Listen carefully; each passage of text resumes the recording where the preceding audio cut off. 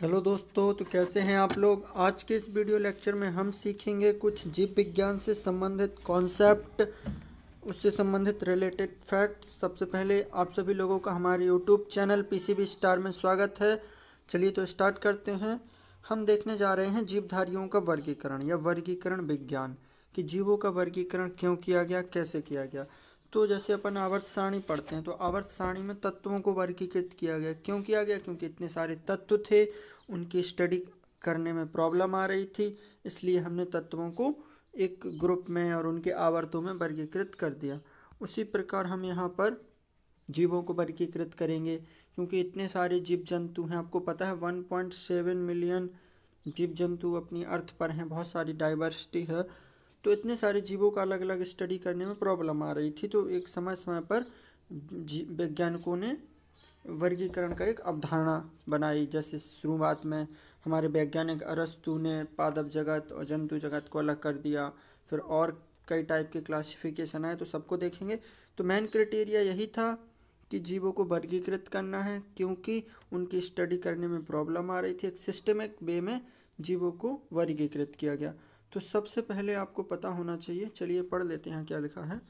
इसमें कह रहे हैं कि जीवधारियों के वर्गीकरण के वैज्ञानिक आधार जॉन रे नामक वैज्ञानिक ने प्रतिपादित किया। यानी जॉन रे ने, और एक बात और रखनी है जॉन रे संबंधित, जॉन रे ने जाति की अवधारणा दी थी। यानी जीवों के वर्गीकरण का एक क्रम भी होता है। जैसे सबसे ऊपर लेवल पर आपके जगत होता है, सबसे बड़ी कैटेगरी जगत होती है। फिर उसके अंतर्गत संघ आते हैं, फिर वर्ग आते हैं, गण आते हैं, क्लासेस आती हैं उनकी, फिर वंश आता है, फिर जाति आती है। जाति है जो जीवों के वर्गीकरण की इकाई है, सबसे छोटी यूनिट है। एक एक बात को ध्यान से सुनिएगा, सब कुछ क्लियर हो जाएगा। तो जॉन रे ने वर्गीकरण को आधार प्रदान किया, लेकिन जीवधारियों के वर्गीकरण में प्रमुख जो योगदान है वो था आपके कैरोलस लिनियस का। ये भी पूछा जाता है कैरोलियस लिनियस किस देश से संबंधित हैं, वो स्वीडिश से संबंधित हैं आपके। तो लिनियस ने क्या किया, द्विजगत प्रणाली के बारे में बताया, द्विनाम पद्धति के बारे में बताया, जो अपन आगे देखेंगे। तो लिनियस की एक बुक थी जेनेरा प्लांटेरम, कैरोलस लिनियस की बुक थी जेनेरा प्लांटेरम, सिस्टेमा नेचुरी। बुक्स के नाम भी आपको याद होना चाहिए। जैसे अभी अपन देखेंगे अरस्तु। अरस्तु तो आपके पता है, आपको जीव विज्ञान के जनक हैं। क्यों हैं? क्योंकि उन्होंने सबसे पहले ही जीवों के वर्गीकरण पर और जीव जंतुओं के उन पर अध्ययन किया। तो आप देख सकते हैं कि अरस्तु की बुक्स के नाम याद रखने हैं आपको। अरस्तु आपके जीव विज्ञान के जनक हैं, थियोफ्रास्टस आपके वनस्पति विज्ञान के जनक हैं। तो अरस्तु की बुक का नाम था हिस्टोरिया एनिमेलिया। हिस्ट्री से संबंधित है, मतलब ये पुराने हैं, तो आप ऐसे याद रख सकते हैं हिस्टोरिया एनिमेलिया। ये आपकी बुक हो जाएगी किसकी? अरस्तु की। और हिस्टोरिया प्लांटेरम, प्लांटेरम मतलब प्लांट से संबंधित है, कौन? थियोफ्रास्टस। तो हिस्टोरिया प्लांटेरम ये आपके थियोफ्रास्टस की बुक हो जाएगी।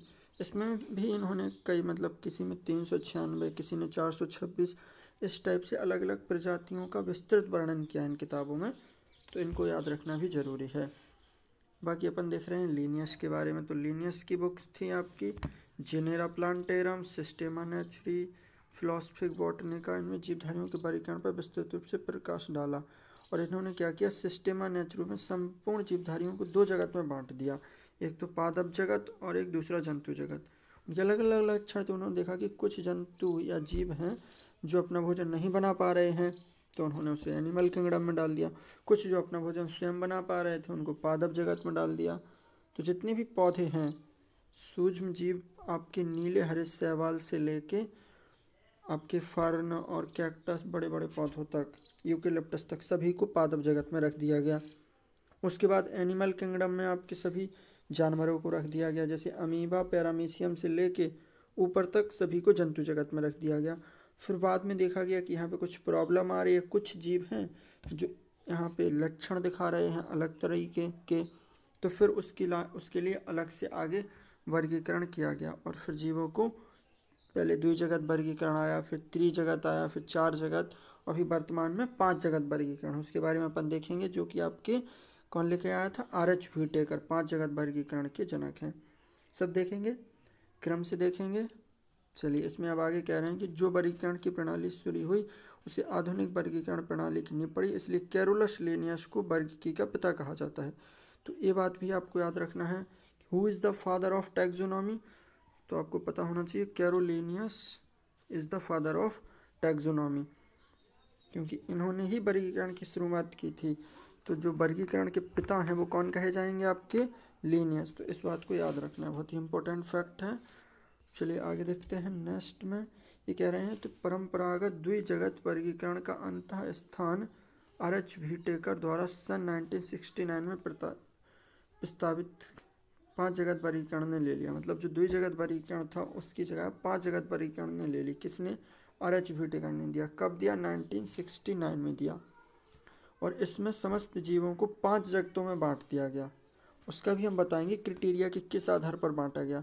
तो जितने भी जीव इस अर्थ पर पाए जाते हैं, वो आपके पौधे हों, जंतु हो, अमीबा हो, पैरामीशियम हो, कवक हो, फल देने वाले पौधे हों, पुष्पीय पौधे हों, अपुष्पीय पौधे हों, सबको कैटेगराइज्ड कर दिया गया। तो पहला जो 5 जगत वर्गीकरण में, इसके नाम आपको याद होने चाहिए क्रम से। जो पहला जगत था वो था आपका मोनेरा जगत, फिर आपका प्रोटिस्टा जगत आया, देन आपका पादप जगत आया, फिर कवक जगत और एनिमेलिया यानी जंतु जगत। तो कैसे रखा गया, मोनेरा जगत में आपके रखा गया प्रोकैरियोटिक जीवों को।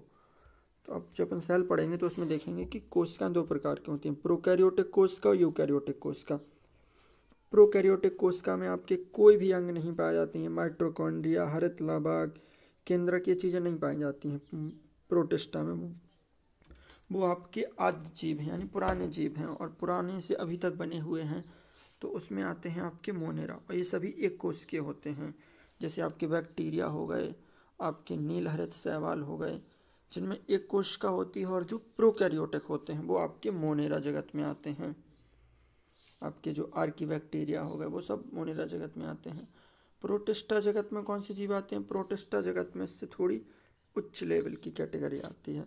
प्रोटिस्टा जगत में भी प्रोकैरियोटिक नहीं आते। प्रोटिस्टा जगत में आपके यूकैरियोटिक जीव आते हैं। यूकैरियोटिक मतलब उनमें सेल वॉल होगी, उनमें केंद्रक होगा, उनमें हरित लवक, माइटोकॉन्ड्रिया, सभी कोशिकांग होंगे, तो वो आपके यूकैरियोटिक में आते हैं। जिनमें ये कोशिकांग नहीं होते, प्रोकैरियोटिक मतलब पुराने, तो वो आपके मोनेरा जगत में आते हैं। तो प्रोटिस्टा से लेके आपके पादप, कवक, एनिमेलिया, ये सभी यूकैरियोटिक जीव हैं, लेकिन उनमें अंतर है। जैसे प्रोटिस्टा में यूकैरियोटिक तो हैं लेकिन सभी एक कोश के हैं, यानी उनके शरीर में होने वाली समस्त क्रियाएं, श्वसन से लेके पाचन, उत्सर्जन, ब्लड सर्कुलेशन, सब कुछ एक कोशिका के अंदर ही हो रहा है, वहीं उत्सर्जन वहीं पाचन चल रहा है। तो वो आपकी प्रोटिस्टा में आते हैं। प्रोटिस्टा में कौन से जीव आएंगे, ये भी निम्न कोटि के जीव होते हैं, जैसे आपके पैरामीशियम हो गया, अमीबा हो गया, ये प्रोटोजोआ वगैरह होते हैं, वो सब प्रोटिस्टा में आते हैं। प्रोटिस्टा में आते हैं आपके यूकैरियोटिक एक कोशिकीय जीव। ओके, समझ गए।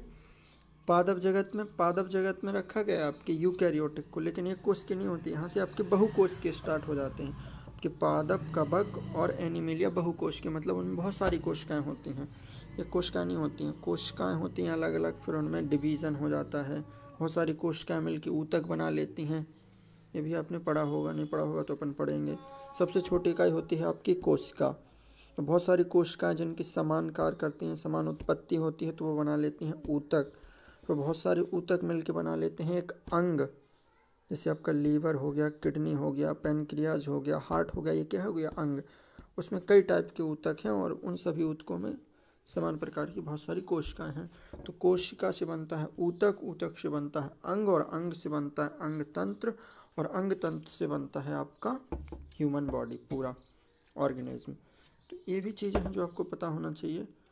से अपन देख रहे थे पादप जगत। तो पादप जगत को किस आधार पर बांटा गया, वे सभी जीव जो यूकैरियोटिक थे, उनमें हरित लवक, केंद्रक, माइटोकॉन्ड्रिया सभी पाई गई, और ये अपना भोजन स्वयं बना पा रहे थे। इनकी सेल वॉल थी, इनकी जो कोशिका होती है उसके सबसे बाहर जो एक लेयर पाई जाती है जो निर्जीव होती है, उसको कहते हैं सेल वॉल। तो सेल वॉल पाई गई पादप जगत में, जो कि जंतु जगत में नहीं पाई गई। आपके पादप जगत और कवक जगत, इनमें सेल वॉल पाई जाती है, कोशिका भित्ति, जबकि जंतु जगत में नहीं पाई जाती है। ये छोटी छोटी चीज़ें हैं, बेसिक्स हैं, आप समझ सकते हैं। हर बार ये नहीं कहते अपन की बायोलॉजी को रटना ही पड़ता है, इसमें भी कॉन्सेप्ट होते हैं, बेसिक्स होते हैं जो सभी पर लागू होते हैं। उसको भी आप ट्रिक से और मतलब बेसिक अंडरस्टैंडिंग से समझ सकते हैं। तो मैं कह रहा था पादप जगत और कवक जगत, इनमें कोशिका भित्ति पाई जाती है, जबकि आपकी एनिमेलिया में कोशिका भित्ति नहीं पाई जाती है। दूसरी तरफ इनमें अंतर क्या है पादप, कवक और एनिमेलिया में? तो पादप अपना भोजन स्वयं बनाते हैं, जबकि कवक और एनिमेलिया अपना भोजन स्वयं नहीं बना पाते हैं। दूसरी तरफ पादपों में कोशिका भित्ति होती है, एनिमेलिया में नहीं होती है। और आपके कवक, कवक भी अपना भोजन स्वयं नहीं बना पाते, लेकिन कवक कैसे अपना भोजन लेते हैं? सड़े गले पदार्थों से अपना भोजन लेते हैं। कवक में आपके मोर, केला, जितने भी खाने वाले फंगस, एग्रीकस, और आपका जो वो होता है क्या बोलते हैं उसको, जो शराब वगैरह बनाने में काम आता है, वो भी आपका फंगस ही है। और इसके साथ एनिमेलिया में आपके सभी जंतुओं को रखा गया है। एनिमेलिया में आपके 10 अंग होते हैं। जैसे अभी आपने 5 जगत पढ़े हैं, जगत सबसे बड़ी कैटेगरी, फिर उसके बाद आती है संघ कैटेगरी। तो जंतु जगत में 10 संघ होते हैं, पोरीफेरा, सिलेंट्रेटा, प्लेटीहेल्मिन्थी, जस्केलेमिन्थी से लेके आपके एकाइनोडर्मेटा कॉर्डेट तक, वो सभी एनिमेलिया में आते हैं। ये अपना भोजन स्वयं नहीं बनाते, इनकी कोशिका भित्ति नहीं होती, इनकी कोशिकाओं में बहुकोशिकीय जीव हैं ये। बाकी इनके बारे में देखते हैं। और आगे क्या दिया, देखो मोनेरा में कह रहे हैं कि इस जगत में सभी प्रोकैरियोटिक जीव आते हैं। अपन बता चुके हैं सब चीज़ें। प्रोकैरियोटिक जीव आते हैं जिसमें जीवाणु, बैक्टीरिया, आर्कीबैक्टीरिया सम्मिलित हैं। जीवाणु इसी जगत के भाग हैं। किस में आते हैं? आपके मोनेरा जगत में आते हैं जीवाणु। प्रोटिस्टा, प्रोटिस्टा जगत में विविध प्रकार के एक कोश के, बताया ना मैंने, एक कोश की और यूकैरियोटिक जीव आते हैं जो जलीय होते हैं, जैसे यूग्लिना हो गया, पैरामीशियम हो गया, ये सभी आपके इसी में आएंगे।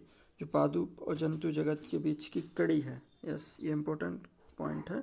यूग्लिना को पादप और जंतु जगत के बीच की कड़ी कहा जाती है, क्योंकि यह 2 प्रकार की जीवन पद्धतियाँ प्रदर्शित करता है। यानी सूर्य के प्रकाश में ये अपना भोजन स्वयं बना लेता है, लेकिन जब प्रकाश नहीं रहता है तो ये दूसरों से अपना भोजन ले लेता है। यानी इसमें दोनों कैटेगरीज होती हैं। अपना भोजन बना भी सकता है अगर सूर्य का प्रकाश मिल गया तो, और नहीं मिला तो ऐसे काम चला लेगा दूसरे जीवों से भोजन लेके। तो अभी अपन देख चुके हैं मोनेरा और प्रोटिस्टा के बारे में। अपन देखते हैं कवक के बारे में। कवक जगत में क्या रखा गया? कवक जगत में यूकैरियोटिक और परपोषित, मतलब ये दूसरे जीवों पर पोषित हैं, अपने पोषण के लिए दूसरे जीवों पर निर्भर हैं। ये अवशोषण के द्वारा पोषण लेते हैं। ये परजीवी और मृतोपजीवी होते हैं। इनकी कोशिका भित्ति काइटिन की बनी होती है, भी याद रखना। कोशिका भित्ति सभी की अलग अलग बनी होती है। जैसे मोनेरा है, मोनेरा की कोशिका भित्ति बनी होती है पेप्टाइडोग्लाइकन की। प्रोटिस्टा की सेलुलोज की बनी होती है, हेमीसेलुलोज की। कवक की आपकी काइटिन की बनी होती है। पादप जगत की कोशिका भित्ति सेलुलोज की बनी होती है, और जंतु जगत में तो कोशिका भित्ति होती ही नहीं है। तो यही चीज़ें हैं जो याद रखना है। तो कोशिका भित्ति किसकी बनी होती है? काइटिन की, कवक जगत की। कवक में मैंने बताया आपका एग्रीकस, मोर, केला, ये फंगस जितने भी खाते हैं अपन, वो सब कवक जगत में आते हैं। पादप जगत में रंगीन, बहुकोशिकीय, प्रकाश संश्लेषी, उत्पादक जीवों को रखा गया है। आपकी जो सबसे छोटी कैटेगरी है शैवाल से लेके, शैवाल, मॉस, ब्रायोफाइट, टेरिडोफाइट्स, पुष्पीय, अपुष्पीय, इन सभी को पादप जगत में रखा गया। अगले लेक्चर में अपन यही देखेंगे, पादप जगत का वर्गीकरण देखेंगे कि पादप जगत के अंतर्गत किस प्रकार से वर्गीकरण किया गया, कौन कौन सी कैटेगरीज हैं और कितने प्रकार के पौधे इस जगत में पाए जाते हैं। चलिए अगला देखते हैं एनिमल किंगडम। तो एनिमल किंगडम को बोलते हैं एनिमेलिया। इसमें वो सभी जीव आते हैं जो अपना भोजन स्वयं नहीं बनाते, समभोजी होते हैं, यानी होलोजोइक, दूसरों से अपना जीव भोजन लेते हैं। यूकैरियोटिक हैं, ये बहुकोशिकीय हैं, उपभोक्ता वाले जीव हैं। इनको मेटाजोआ में रखा गया है। इसमें मैंने बताया ना आपका पोरीफेरा से लेके कॉर्डेटा संघ तक सभी जीव आते हैं। जैसे पोरीफेरा में आएगा आपका हाइड्रा, और आपका जेलीफिश आ गया आपका किसमें? सिलिंट्रेटा में। कृमि जितने भी कीड़े मकोड़े हैं वो सब आपके आ जाते हैं। आर्थ्रोपोडा संघ में ये सितारा मछली है आपकी आ जाती है एकाइनोडर्मेटा में। और फिर आपके कॉर्डेटा को भी 4 सब उसमें बांटा गया है, सब फाइलम में। जैसे मतलब अपन पढ़ते हैं उभयचर वर्ग, सरीसृप वर्ग, पक्षी वर्ग और मैमेलिया मतलब स्तनधारी वर्ग। तो तो ये सब आपके जंतु जगत में आते हैं। जंतु जगत का वर्गीकरण अपन अलग से देखेंगे। चलिए देखते हैं आगे क्या है। आगे आपको पता होना चाहिए जीवों के द्विनाम वर्गीकरण की पद्धति। तो जीवों के द्विनाम वर्गीकरण की पद्धति किसने दी? तो कैरोलस लिनियस ने ही जीवों के नामकरण की द्विनाम पद्धति विकसित की। यानी जैसे कि अपन केमिस्ट्री में पढ़ते हैं आईयूपीएसी नाम, उसी प्रकार जीवों के वैज्ञानिक नाम होते हैं और इन नामों से जीवों को सभी संसार में जाना जाता है।